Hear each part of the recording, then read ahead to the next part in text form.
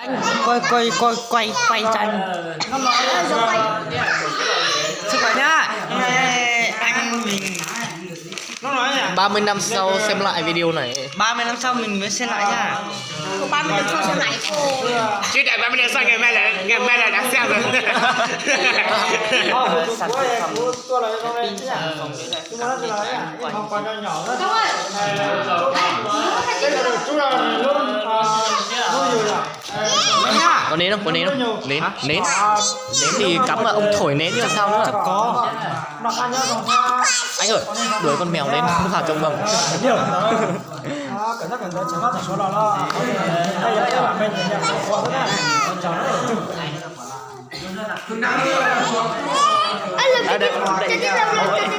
Đâu ông nhìn đây nhìn đây. Happy birthday chứ.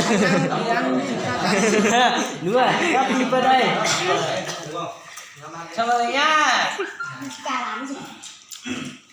Mở vào trong này cho cái người Chụp cái bánh rồi chụp cái vỏ. cắt tay xong mình mở.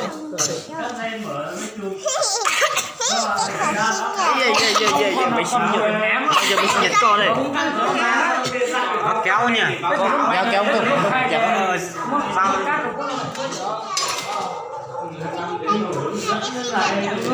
Sao mình vui thế nhỉ? Người ta mới thích chứ. Cái sân nhà mình vui thế nhỉ? Mày em bảo là đi lên, ta tưởng đến lâu lắm rồi.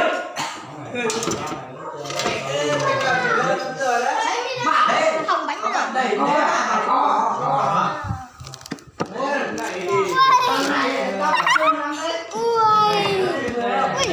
Không có nến đâu nhỉ? Nến nãy ông Long để đâu ấy nhỉ? Nến ông Long, cái nến ông để đâu? À nến đây. ném để đất. Mấy cái kia chứ, cái kia. Cái này là cái để bắn pháo hoa, Đây mày cắn cho sặc tao. Em mang vào đây là mang cái bánh của tôi để tao. À cầm lấy không? Cầm lấy điện thoại. Ôi nó quay này. Em quay này.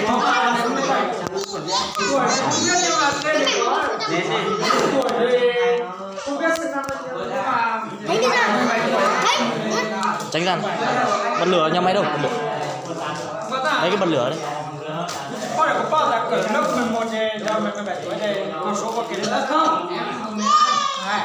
Từ từ nhá, cắm vào đã. Cắm 10 cái. Chắc chắn là có luôn bên nhân rồi. Đi à. Mua ăn lòng đó. Quay để mai anh quay cẩn thận để mai anh còn chụp Đây này. ảnh. Giống quay quay. Kia này. Cẩn thận nhá.เอาดิ Cái này hỏng đấy. Sớm lắm. Anh ở đây nhá, em ok. Máy này mờ quá đúng rồi. Máy này mờ vàng vàng. Đây do máy mày thôi. Đấy, pin rồi. Sao đến? Chúc là sinh nhật. Tao đợi mày lâu lắm rồi.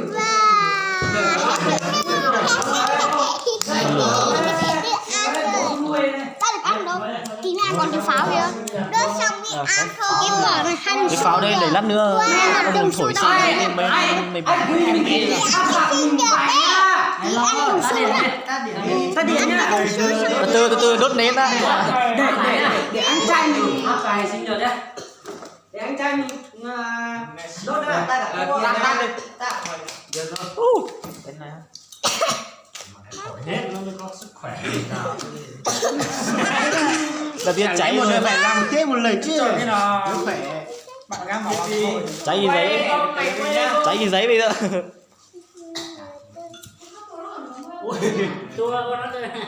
Tập đây. Đấy ơi, ok. Ok rồi. Ai hát đi bắt gì hát. Ai hát gì hát đây. Happy birthday to you. Happy birthday to you. Happy birthday, happy birthday, happy birthday to you.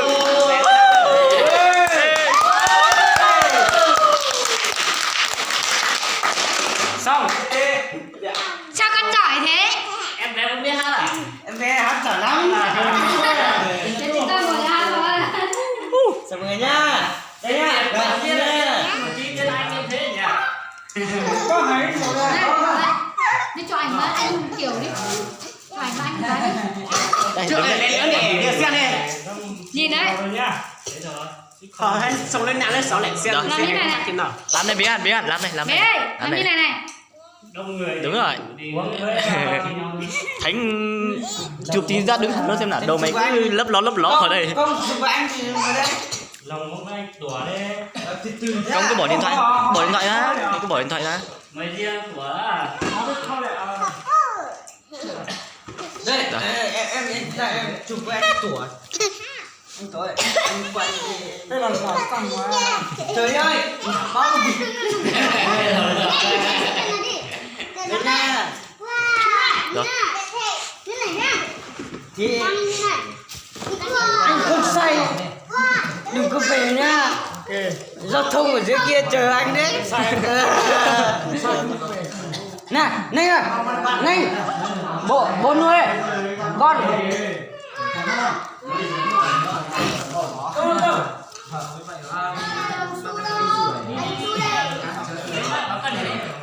Ồ, mày cắt bánh kiểu gì? Mày quay cho anh. Bố ơi, nhờ bố làm thủ tục cho hai. Anh dùng gì? Anh dùng máy nha. Quay đó, xong việc rồi không quay nữa. Đổ đi rồi mang về. Chịu sao?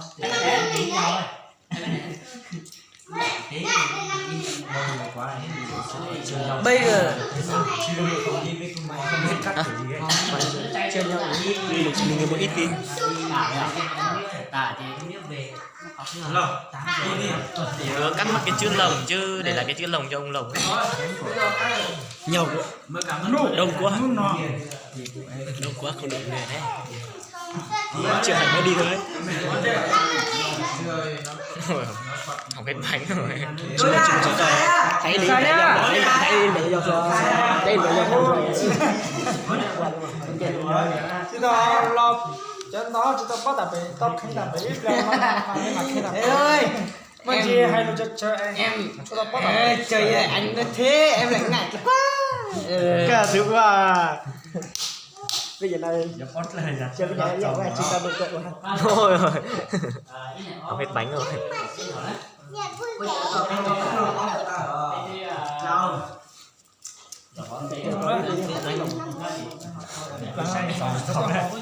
đi Cho miếng to vào ông lồng.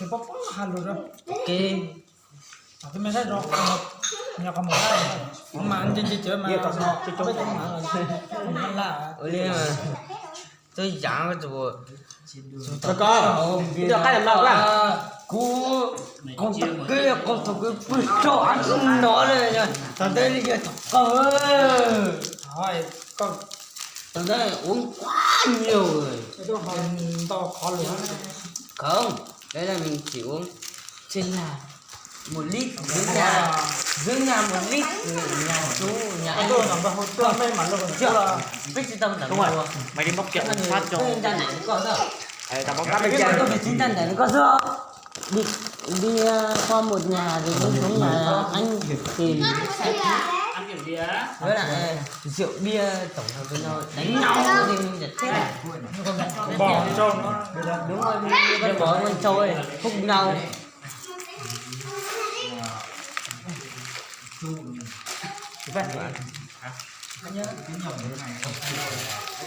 Đánh em có một tí nhé. phải nhá Kìa.